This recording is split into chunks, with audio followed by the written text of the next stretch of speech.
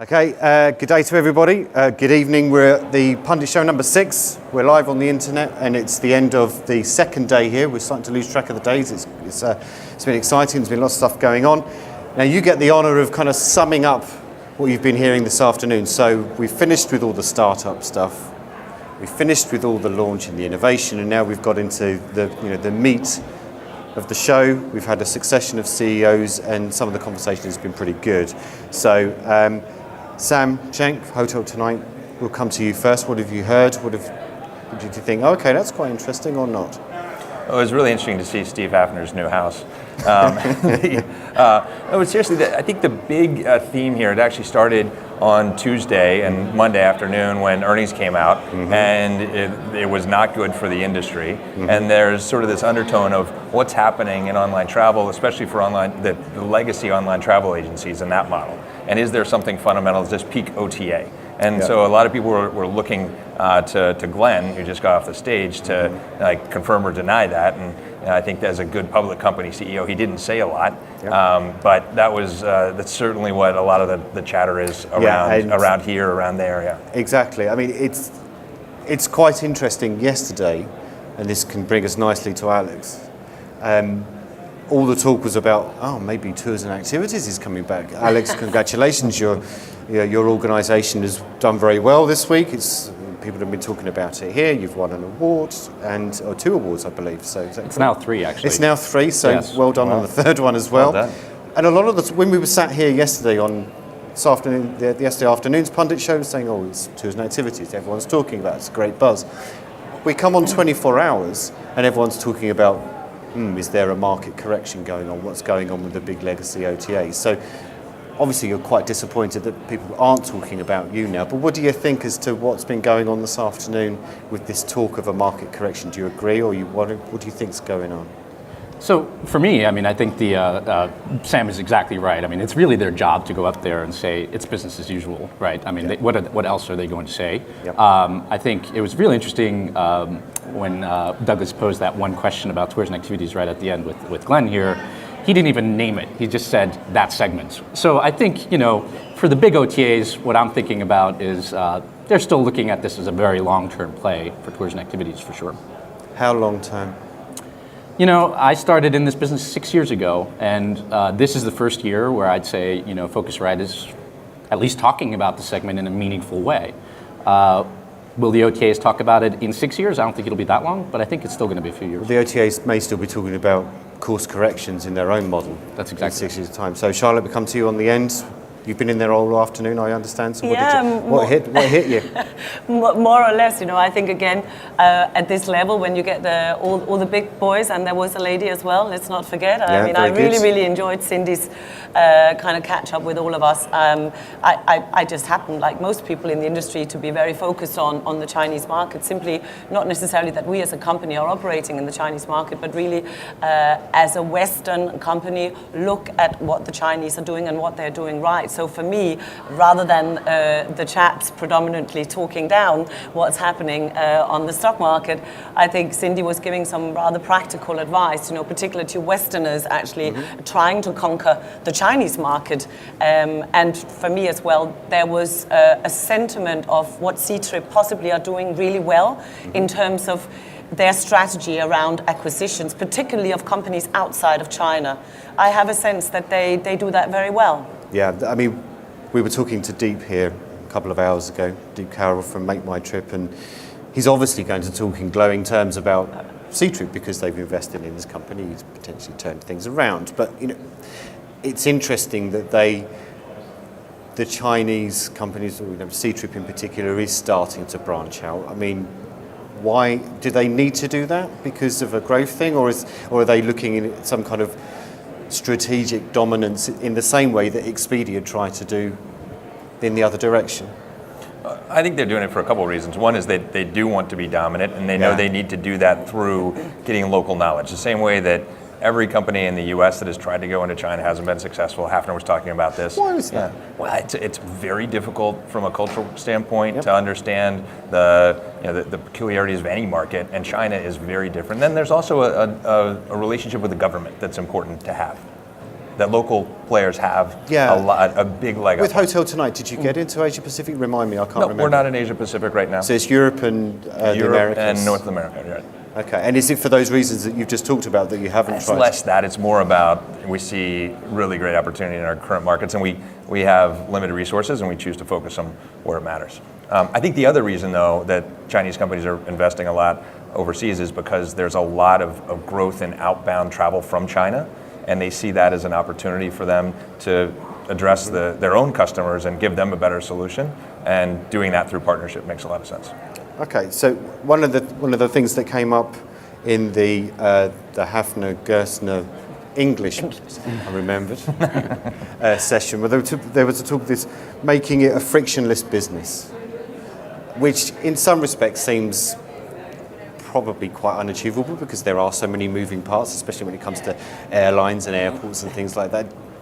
Is that something, do you think that's unachievable, a frictionless industry, or is it the friction part of it that actually makes it quirky and why we do quite like it a lot? I certainly think it depends. I mean, I think if you're looking at companies that are looking at buying the assets, like they were talking a little bit about, Airbnb buying a hotel, I think absolutely you have the ability to become much more frictionless in the traveler experience. But I think it's also a little bit maybe disingenuous for him to just say, it should be more frictionless, but not work with the very entities that he needs to make that happen. Right, and Charlotte, I mean, the friction, what do you define, I'm not going to say define friction, but some of the things that you think need to be solved to try and make it a little I do think friction-free. I generally think that the hotel experience could be a lot frictionless free. I mean, I shall mention no specific hotel, but my room key happened to not work last night, and it was a little bit late. We are at a travel conference after all, and it took me 25 minutes to get some sort of meaningful help at the front desk. Right. Yeah, I mean, this is where technology really would be a help, and we need to focus on that. But I think also the frictionless aspect of travel. Sometimes maybe you do want a little bit of friction. This is kind of part of the experience, actually, sometimes. So I think if I'm traveling for business, I want little friction, but if I'm doing it for leisure, sometimes something that just kind of happens because it happens, and you're in your own time, it feels less of a friction problem. It feels just like an experience. Yeah, again, with that panel, they were talking a lot about future tech. I mean, it was an emerging tech panel. What is your view on Elon Musk, Charlotte? I think he's quite a Marmite character. In Britain, Marmite means you either love him or hate him for the uninitiated. But do you know what I mean? Yeah, I mean, I'm impressed. I'm just impressed. I try to follow quite a few people and situations in general, and I am impressed with what I see. So I agree with it. Was it Steve? I think I agree with Steve on that one, yeah. So they were talking, I think it was Paul English saying he'd already got one Tesla and he'd ordered the next Tesla and stuff like that. I guess what happens when you made a lot of money from selling a company to Truckload of cash, right? Yeah, so I suppose, do you have a Tesla? And what do you think of what Elon Musk is trying to do to just transform technology as a sector in the way we believe it can change things for the good, I guess, because of the environmental stuff? What he's done is really amazing. He chose two incredibly challenging and audacious goals. Like, we're going to put a human on Mars. We've got a great vision, which is to make traveling great on your mobile phone, to give people better prices, to make it save people time and money. We're not putting anybody on Mars though, and it's incredibly audacious, as well as to get people off fossil fuels. So he chose these two things, and he succeeded at them, both of them, which is unbelievable. Now, I don't know. I think he'll be known much more for SpaceX long term than for Tesla. That's my call. Yeah, it's when he turns around and says, "I want to invent friction-free travel to Mars." That's that will be a challenge. Yeah, quite. But you'll still have to stand in line to check in. Right. And Alex, the key might not work. Alex, did you see any of the session where they were just talking about different types of emerging tech? Interestingly, just on that, I've noticed from my notes here, Hafner was very dismissive about blockchain and its potential for the travel industry. I'm surprised by that. I mean, I think there are some obvious applications for blockchain, especially in the OTA business, certainly especially in ticketing and things like that. There's some obvious applications. But he left me with the impression that he really hadn't looked into it that much, which, probably not true, but it just kind of really quickly dismissed it. And I think there are some obvious applications. You're starting to see some companies even here at the PhocusWire conference. I think there's a lot of good application of it, but it is definitely early days. blockchain? I mean, DataArt as a company has been, I think my colleague Greg Abbott, he says we've been chewing over blockchain for 10 years in our finance practice. So it's hardly necessarily a new concept to us and a new technology that we've developed for a number of years. So we're leveraging the skill set that has been developed in another practice really to kind of try to bring that into travel. But it's the buzzword and it's new and everybody wants to get on that bandwagon. I still think we need to understand where it possibly is where it's possibly going to find its place in travel. Maybe that's where I am with it. One of the other things, I mean, we're moving through things quite quickly here, but one of the things that came up in those last two sessions that I thought was very interesting, and I think it was Douglas was talking about it to Glenn Vogel, and he was saying, you're a $100 billion company. How do you get to $200 billion to become a $200 billion company? Do you think they can? And if they can, how do they do it? I mean, do they go into flights or do they have to think of something else? Tourism activities, you would hope would say, but how do they double their market cap? I think that if they continue on their current path, which is about aggregating supply and bringing demand to that supply, they'll continue to grow. And they've got a long runway ahead of them just with that core piece. Now, they're not going to make any money off of flights, but will flights help them sell more lodging that they do make money off of? Probably. And can they do that in an interesting and seamless way? Probably. Will they make money off of making the travel experience seamless and getting rid of check-in? Probably not. But will that help sell more rooms? Definitely will. Mm-hmm. And they have such a small share globally of the market in terms of online travel that there's a lot of runway there. Yeah, we had an interview. They would still have a small share if they were a $200 billion company. Yeah, quite. So we had an interview with Mark Okerstrom, the new CEO of Expedia, on PhocusWire yesterday. And one of the questions I asked him was, the hotels often talk about the duopoly between Booking.com and Expedia. And he was saying, as a group, I think they're still single digits as well, the same as the Priceline guys. So, how can they be accused of a duopoly? It's when they're in specific countries that issue comes up. So, I think the point I'm trying to make is that they got a point, haven't they? When the people are saying to them, you're just two big powerhouses and you're just blasting everybody away, and say, well, there's still another probably 82% of the industry for everyone else to work with, right? Yeah, and there's all the extra millions of travelers coming out of China. That's where you get to your next two. I think that's where you get to the number two, right? This is when you get your strategy right, possibly in China and India, for example, which is where a lot of Western companies are still struggling.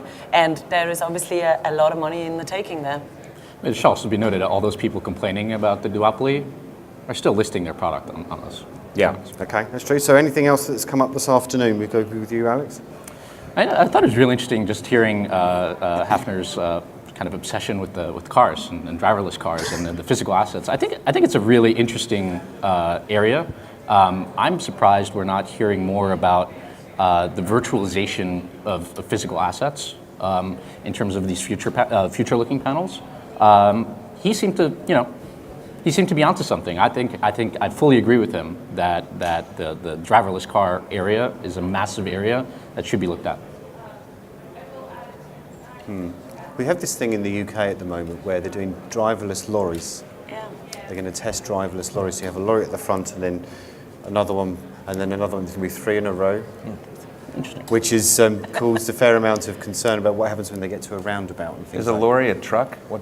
Yeah, sorry, a lorry is a truck. Yeah, thank you. I need the translation. A semi. Yeah. Okay, anything else this afternoon before we start getting to wrapping up? It was pretty interesting that Hafner mentioned that online travel agencies might start vertically integrating and acquiring physical assets. And he's in a position to kind of be a little bit of a side mouthpiece for Priceline. I don't know if he was hinting at something, but or if it's smoke and mirrors, but that hadn't really occurred to me. Okay. But there are tour companies that have tried that very thing, right? Like look at Thomas Cook, right?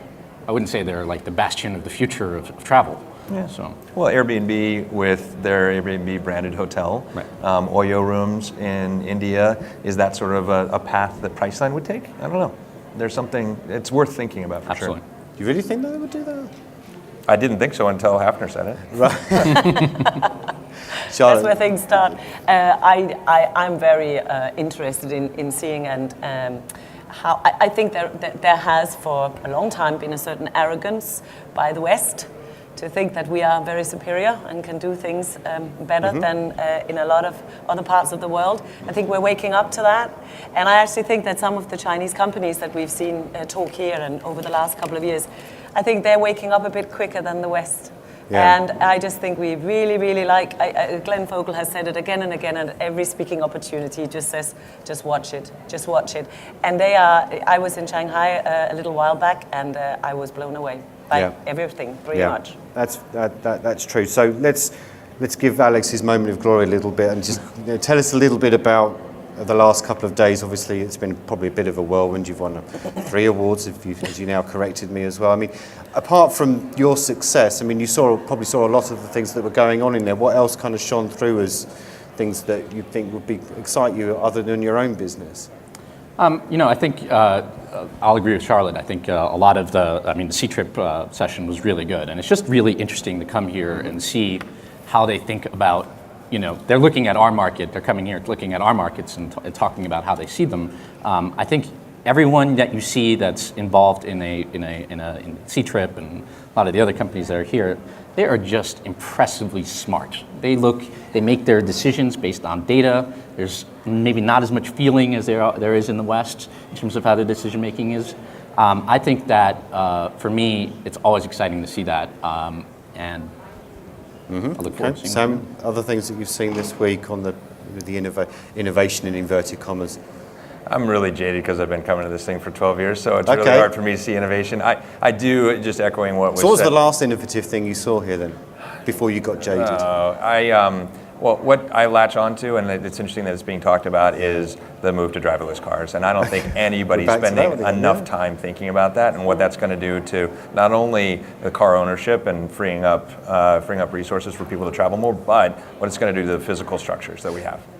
Does Dara have a problem, the new CEO of Uber, when they become driverless cars? What happens to all those drivers? He has a big problem because he's up against Google. And Google is not somebody I'd want to compete against, Waymo in particular. Yeah. He's got a problem there. But he has a ton of advantages in terms of brand and data and the demand side he really owns. So, were you surprised that he went to Uber, Charlotte? No, not really. I think maybe, and I have to say, I'm just really, really impressed with what he's created. He is a brand in his own right. I'm sure we can all agree. True. He's one of the very few people in the industry that can go by his first name only, isn't he? Yeah, precisely. But I mean, that was I would say there was a fairly surprise move, leaving Expedia to go to Uber. No one saw it coming. No. No. I just think, he has said again and again that he likes to be in the thick of things, and that he likes to be closer to the customers. And maybe there he just feels that was an opportunity, and he was ready for the challenge. It's a golden opportunity. I mean, Uber, anyone you talk to, so many problems. People typically list their problem first when they talk about that company. My bad experience, my blah, blah, blah. What's the first thing he needs to solve there? Certainly it's people. Situation in the UK. Yeah, the culture of the company. The people, absolutely. Every driver, get in an Uber. What is the driver going to say about Uber? Almost never positive. I take Uber a lot. The drivers? Absolutely. See, my experience is completely opposite. They're always very complimentary about the experience? Very. Okay. Uber or Lyft is your one of choice? For as an investor or as as a user. I use Uber, and it services my neighborhood better. But I use Uber probably 3/4 of the time for my commute. And it's fantastic. Okay. It's very inexpensive. It's about the same price as driving. And I use Uber Pool, so I can use a commuter card as well. I like to find the deals, and so I use pre-tax money on it. And it is wonderful to free up my time so I can work on the way up there and work on the way back, as well as have a drink at the office. When do you have your downtime then, if you're working in your Ubers? Working is downtime, yeah. Working is downtime, Charlotte? It can be. I am a great Uber fan. I have little exposure to Lyft simply because of where I mostly travel. Yeah. And I know Alex has had a recently rather bad experience with Uber. I mean, in general, I have very, very positive experiences with it. I like the pool. I don't mind sometimes sharing it. There's a lot of things that I just think they get right. Okay, so we're going to have to wrap it up, I'm afraid. So thank you to Charlotte, Alex, and Sam.